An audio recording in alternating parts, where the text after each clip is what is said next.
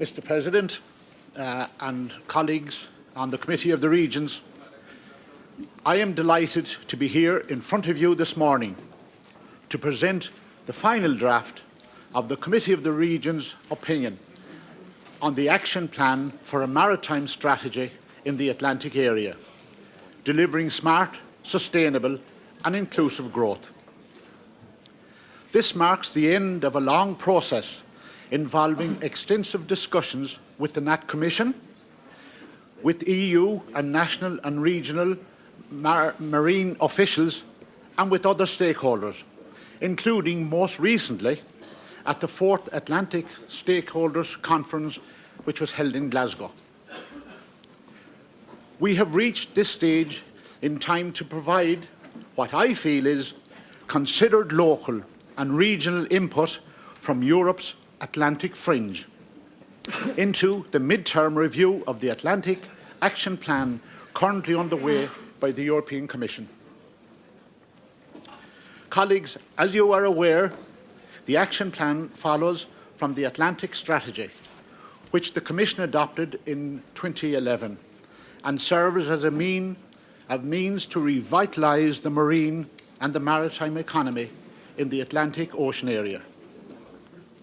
It demonstrates how the EU's 5 Atlantic member states, their regions and the Commission can collectively help create the conditions for sustainable growth in coastal areas and drive forward the blue economy, while at the same time preserving the environmental and ecological stability of the Atlantic Ocean as a sustainable resource. Accordingly, the Action Plan stresses that cooperation between the various levels and also across sectors is crucial to meeting these objectives, and identifies a number of focus areas which offer particularly high potential for tangible outcomes for the marine sector, especially in research, environmental protection and also renewable energy.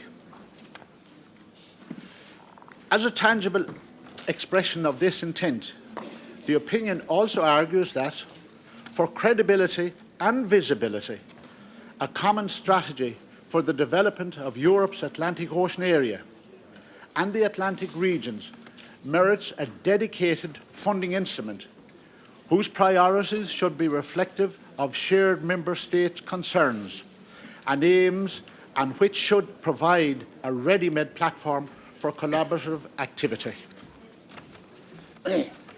Another core message is an invitation to the Atlantic member states to each do more to integrate the objectives of the Action Plan prominently in the design of their respective ERDF operational programmes for the post-2020 period. In the current programming period, many of the related operational programmes have experienced significant administrative delays in getting underway. The Committee of the Regions calls upon the Member States and the European Commission to develop their proposals for post-2020 as early as possible in order to allow a smooth transition between programming periods.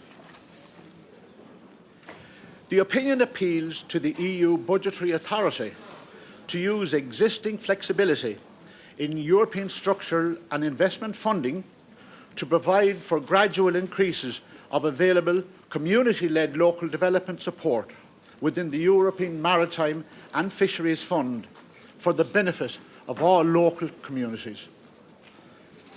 I know from experience in Ireland, and indeed throughout Europe, that these coastal communities have suffered significantly in recent years from changes in the common fishery policies, which have only served to exacerbate the challenges of their geographical isolation on the periphery of Europe.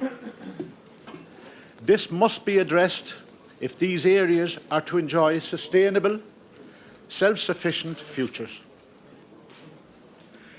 The paper restates that proposals made in another NAT Commission, another NAT opinion, a new stage in the European policy on blue growth to establish regional or inter-regional blue economy platforms. It furthermore points out that several Atlantic regions could be good candidates for setting up such a platform, which would provide a mechanism for identifying projects, providing support for their implementation, and mobilising local, national and European financial tools. Such platforms would be managed by the regions, and their selective projects would be financed under the Juncker Plan 2.0. Colleagues, moving to Brexit, regardless of the outcome of the negotiations with the United Kingdom, the EU is losing one of its 5 Atlantic member states, a major maritime nation and one of the countries. Il faut conclure parce que vous avez déjà dépassé d'1 minute votre temps. Ça, c'est pas très bien. Merci.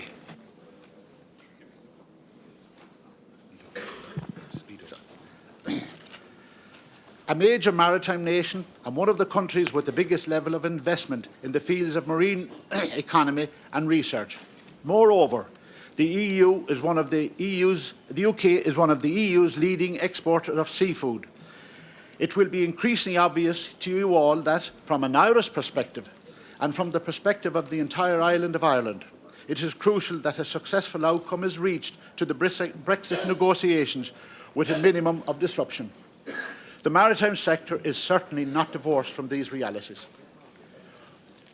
Ladies and gentlemen, we need to put the sea and the ocean at the centre of a new comprehensive policy focused on creating jobs and sustaining economic growth to revitalise coastal communities. Existing new areas for new products and services exist in the blue economy, and these should be carefully explored and developed to provide jobs, especially for young people, both at a knowledge-intensive level and also in more traditional and manual labour activities. To conclude, because you are more than 2 minutes longer than the I want to chair the conclude, please.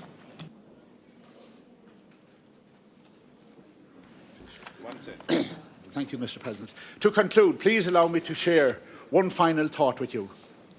If we want our maritime policies to be successful, they must have a meaningful impact on local communities. I know this as a local representative. The reason I mention this point is that Europe's coastal communities and regions, where the sea meets the land, are the natural allies of the maritime policies, and they are at the front line of policy implementation. If we, as politicians and as policymakers, manage to properly involve the coastal communities and their people as shareholders in the design and delivery of these policies, it will be our biggest achievement.